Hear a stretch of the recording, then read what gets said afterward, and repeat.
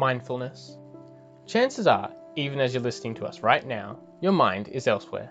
We're so busy these days, it's tough not to be. But if you take the time to focus on here and now, we'll assure you it'll do wonders for your well-being by understanding what mindfulness is. Mindfulness is defined as a mental state achieved by focusing one's awareness on the present moment while calmly acknowledging and accepting one's feelings, thoughts, and bodily sensations using a therapeutic technique, or the quality or state of being conscious or aware of something.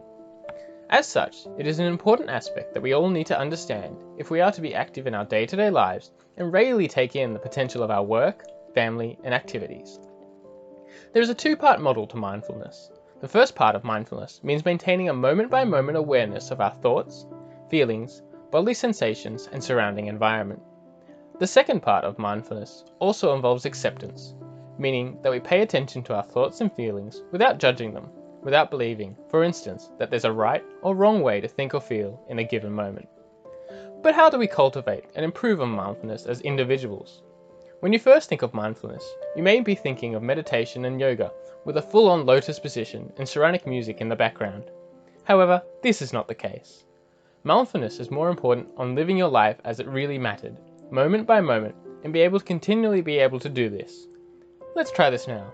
Please get comfy and stop moving for a few moments.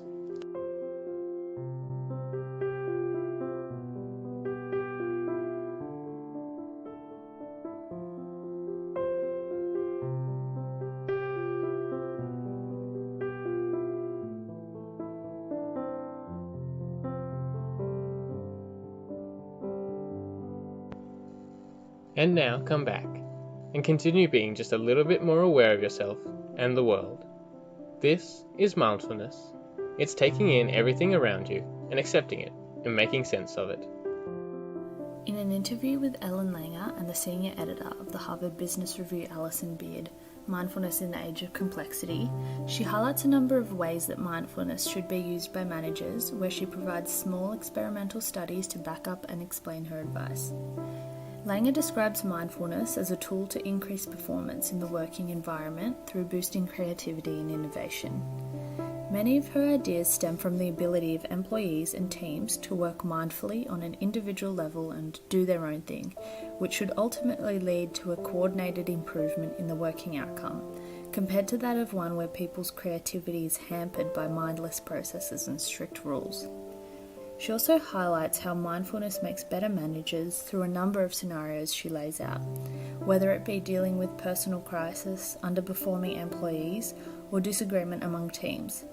A common theme throughout the solutions to these scenarios involves being open, listening and negotiating, rather than the sometimes quicker and easier authoritative approach, claiming that one idea is entirely right or wrong. So after participating in that mindfulness exercise, you should feel more in control and aware of your current situation. Due to the increase in a person's situational awareness through mindfulness, they also become more engaged. Langer, in her interview, provides an example in a study done on symphony musicians, where one group was told to replicate a previous performance mindlessly, whilst another group was told to add their own minor adjustments where they felt necessary. Rather than turning into a sloppy or a rhythmic performance as some would expect, people actually preferred the second mindful experience, one that had a bit more impromptu and creativity within.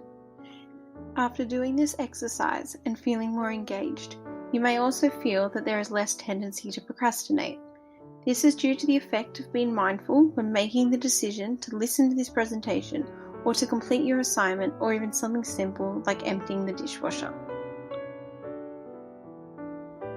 When being mindful, there is less chance of regretting a decision you have made when you have assessed your situation instead of acting impulsively, and decided when and how the task should be best completed. Empathy and charisma are also fostered through mindfulness. Whilst this effect is less immediate, it can have quite a substantial effect on one's ability to be a good manager. Langer explains the effect that mindful practices have on leading people to be less critical and evaluative of others, especially upon first impressions. Mindfulness also leaves room for extra thought surrounding why people may be feeling a certain way and how it really affects you.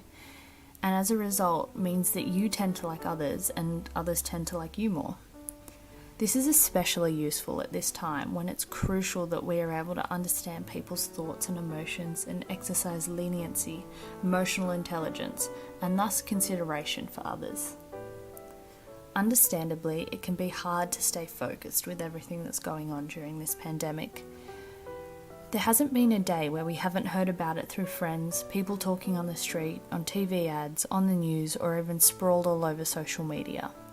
Within even the 10-minute spans of this presentation, your mind may have wandered into the Euro trip you missed out on this winter, the fact you may not be at work, or even your desire to be at uni and not stuck on Zoom. So there couldn't be a more relevant time for mindfulness than right now, and its benefits can so easily be harnessed and accessed by everyone.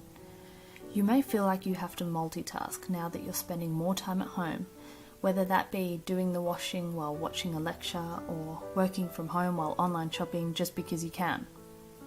However, this can be a form of mindless procrastination that doesn't allow you to focus on the task at hand, thus leading to an inferior performance and potentially even more stress. Mindfulness can be practiced by making the conscious decision to get a task done and scheduling another for a later time. So everyone seems to be going for lots of walks at the moment, and walking is a great time to practice mindfulness and focus on what is happening in the world around you.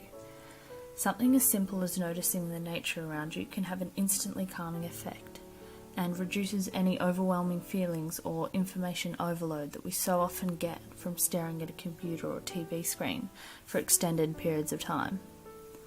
It is so important to ground yourself in the present during these times, as it's easy to spiral into the uncertainty of what will happen next, when things will go back to normal, or what normal will even look like from now on. This is also a really important time for managers to practice mindfulness. Managers can use the transparent thoughts approach that Langer talks about and practice mindfulness when talking to employees. Being aware that people respond to stress from the pandemic in different ways and may be affected differently is vital to being a good manager. Some may be more at risk or have family members that have certain health issues. Some may be more financially troubled. Some may already be dealing with stress and anxiety from other causes. Try practicing mindfulness yourself and listening and encouraging workmates or employees to open up about their feelings and take action. It is all good and well to note that they may be feeling a certain way, but it's also important that a manager can recognise where action needs to be taken